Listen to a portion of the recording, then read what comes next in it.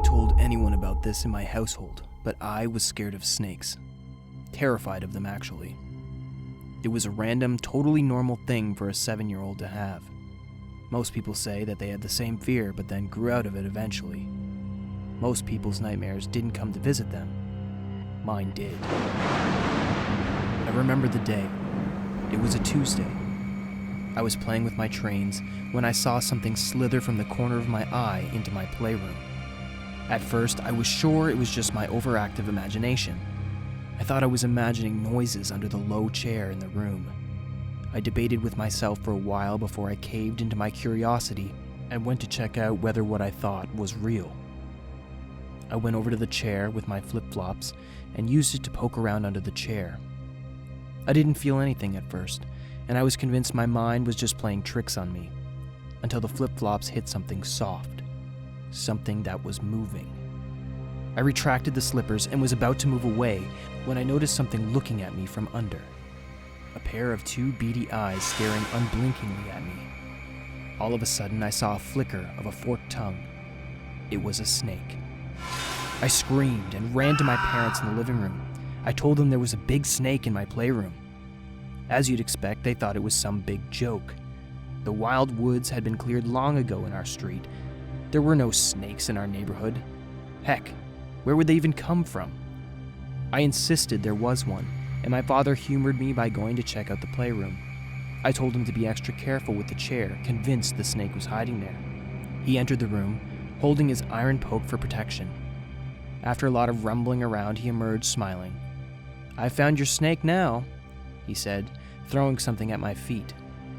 It was a long rubber hose. My mother laughed and told me not to worry, that I was safe. My dad chuckled, ruffled my hair, and told me there were no such thing as snakes here. My cheeks burned in embarrassment. In a bid to save face, I did not tell him to check my bedroom, which lay adjacent to my playroom. I wish I did. It would have saved me from the horrifying experience. I went to bed 9:30 sharp and heard something slithering under my bed. I ignored it this time, convinced I was imagining things. But the noise would not go away. In fact, it became louder. I rolled over and turned my movable nightstand, frantic and eager to convince myself once and for all that I was imagining things. What I saw next froze the blood in my veins. It was a big brown snake moving slowly side by side under my bed. Its great heavy body pulsating slowly. I quickly shut off my lamp and lay down on my bed, scared it had somehow seen me. I was breathing fast, in and out, in undiluted fear. I wanted to shout out, but I didn't want to upset the snake. I wanted to get out of my bed and call my mom, but I was scared it would strike before I reached the door. I was quaking in bed, completely scared. Every single part of my body was covered in sweat. I lay silent on my bed, only daring to breathe while the snake still slithered and roughhoused under my bed. I didn't know what was happening, but I couldn't wait for the nightmare to be over. I thought I could never sleep, but despite the fear and the trembling, the thrill soon wore off and I eventually dozed off. What I woke up to was the most traumatic experience of my young life. I woke up to the feeling of something slippery and clammy on my legs. And despite the fact that it was 100 degrees out there, my entire body went cold. The snake had left under the bed and was passing through my leg. I couldn't move a whisker. My heart was pounding. It took all I had in me just to breathe. The snake went slithering on and slowly over my body. I thought it would never end. I don't know what I did, but suddenly I let out a whimper, and believe it or not, the snake heard. It stopped for a while and looked at me. It took every ounce of will I had to meet the beady gaze. We stared at each other for a while, man and reptile, until I couldn't take it anymore and closed my eyes. This was it, I thought. I cracked open one eye to find the snake still looking at me. It did that for a while, then flicked its tongue in the air and finally slithered the entire mass of its voluminous body away from me. Not only was it big, it was long, at least 1 meter long. When it finally got off me, it headed to the bathroom window. The window was too small to let someone in, but big enough to let a breeze in, so my parents always left it open. I whimpered throughout that night. I couldn't wait for dawn. When the sun finally rose, I was the happiest man on earth. I told my parents what happened. They didn't believe me at first, but their minds changed when they saw a 1 meter length of snakeskin under my bed. They do not know how it entered. No one knows where it went. I never saw the snake again.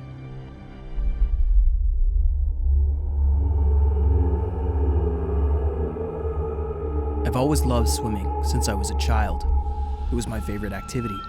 I could swim for hours on end without getting tired. The little fish, I was called, and 13-year-old me loved it every time they called me that. One day I went swimming alone. It was in the middle of summer holidays. I was bored. Nothing serious was going on, and I wanted to explore.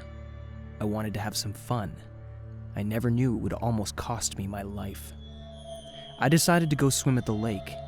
Me and my friends had always been talking about it. The lake was nothing more than a big pond, really, in the woods of our small town. Seniors went there to party and sometimes something more.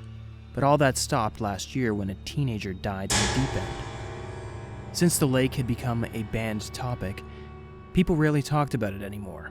It was the perfect place my adventurous 13-year-old mind could pick. I planned to have a quick swim and get out. I never knew I'd almost never come back. I rode to the lake on my bicycle. I was alone. I didn't want anyone following me, or worse, reporting me to my parents. They'd kill me for this. Little did I know the place was about to kill me, literally. I got to the lake. It was quiet and peaceful. There was no one there.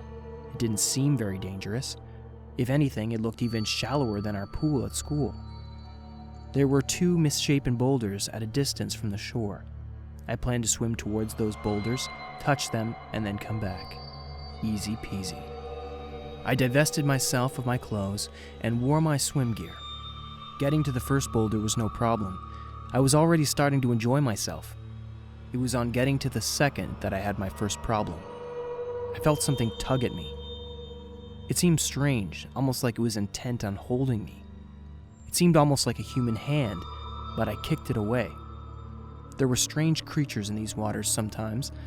My dad could testify. He was an ardent fisherman. I got to the second boulder and had a long rest. I was a bit tired, but exhilarated. I'd done it. I'd finally done it.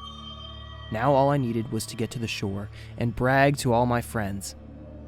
I rested for a long time on the stone, planned to go all the way this time from the second boulder to the shore. It seemed a bit far, but I was sure I could make it. Little did I know, something had other plans. It happened after I passed the first boulder. That same thing that tugged at me the first time had its hand on my leg again. Only this time, it wasn't letting go. I kicked and kicked, screamed, did everything, but it didn't let go. Something or someone was holding me. I was sure of it. I thrashed around for what seemed like hours at the time to me at the same spot. I was convinced if I stopped trying, it would take me whole. I was scared, more scared than I'd been in my entire life. I put all my will into moving forward, but still it wouldn't let go.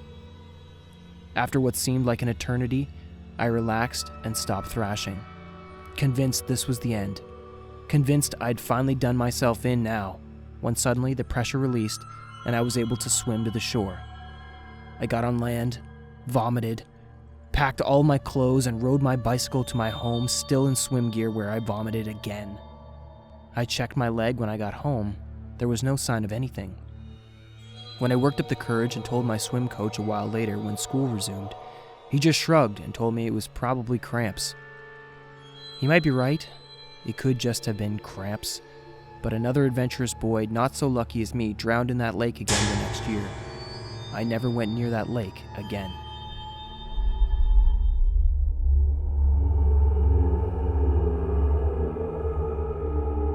I was a very unsuperstitious person. I hated the idea of believing something was cursed or something simply because it had a bad history. So when I saw the ad for my cherished childhood convertible for sale, I went ahead with joy in my heart and purchased it. Even when the owner told me it had a long history of strange car accidents, I considered all that balderdash. The drivers were the ones not careful, I thought. I will be. I got the car, and as expected, I immediately fell in love with it. From the moment I signed the papers, I knew it was meant to be mine. From the chrome of the car grille to its chassis, everything about it screamed mine, mine, mine. What could go wrong? The first incident was at the highway. It happened a month after I got the car. I was driving on the interstate, headed back home from a social event. A wedding, I think. I was in the speed zone, and so I was driving at pretty much the speed limit when I saw a deer on the road. It was a slow night. There weren't many cars around. I planned to swerve to avoid, but suddenly the steering wheel seized up on me. I stared at it in a panic, wondering what could be wrong. I tried and tried again to turn, but it seemed all of a sudden like the car had a mind of its own, the steering wheel unmoving. I looked from beyond my windshield onto the deer. I was certain I was going to hit that animal. Luckily, at the last moment, the deer ran away, and I just escaped hitting it. When I got home, I immediately drove my convertible to the car repair shop, where the mechanic tinkered and tinkered with everything in the car, but he told me everything was good. I told him about the incident on the freeway. He shrugged and told me to be careful next time. I changed the steering wheel just in case. That night, I had a very terrible dream. It still shakes me every time I remember. I dreamt I was in the car and speeding off a freeway. I dreamt there was a young girl in the middle of the road and something was banging. Clang, clang, clang. Every time I tried to press the brakes in my dreams, the brakes failed. I dreamt then. I woke up just before I hit the girl, covered in a cold sweat. It was 5 a.m., an hour before my alarm went off, but I couldn't go back to sleep. I stood up and began preparations for the day. After dressing up, I looked at my car keys and considered taking a bus or a cab, but I decided against it. I was not the superstitious type. It was only a dream. That was it, a dream. I went to work pretty early, extra careful about my driving that morning, but nothing happened. After a while, I forgot all about the dream. Soon, in no time, I signed out for the day and was coming home. I live in a tight cul-de-sac with narrow inclined roads. The roads leading to my house bend to the right and also rises in a short hill. There was no pavement, and the left of the road was flanked with concrete posts supporting a wire fence. The road was derestricted. It had been raining earlier in the day, and the road was still very wet. I had been driving carefully, moving at just 35 miles an hour. About 12 yards from the top of the incline leading to my street, a light van was parked. It was on the side of the road, but at this point, the road was less than 20 feet wide. I had to carefully maneuver my convertible through the left side of the road, where I would have faced an incoming car if there was one, but the roads were quiet. I successfully completed that maneuver, and when I reached the top, all of a sudden I lost control.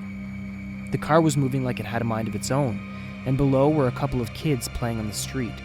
In a flash, I remembered my dream this morning as a cold sweat enveloped me. I tried to wrestle with the steering wheel of the car to turn it away from them, but it was locked. I pressed the brakes, and all I heard was that very same sound I had in my dream. Clang, clang, clang. This was it. There was no way I was not going to hit those kids. No way to control what was going on. In what I can only describe as a miracle, the engine of my car got too hot and knocked. All of a sudden, my steering wheel responded, and I drove into the concrete post as the car went into a standstill. 4 of the posts were broken, and my car sustained considerable damage. The wing was badly buckled, the rear door smashed, and the glass of the window shattered, but none of the kids were hurt. After months of renegotiation and settlement, I was given control of the car and was allowed to take it to the mechanic for repair. I asked him to check out everything. He told me while the engine was shot, the glass gone, and the paintwork damaged, but essentially nothing was wrong. I got chills in my veins when I heard that nothing was wrong with the car. I'm not a superstitious man, but I sold my beloved childhood car the first chance I got and never looked back at it again.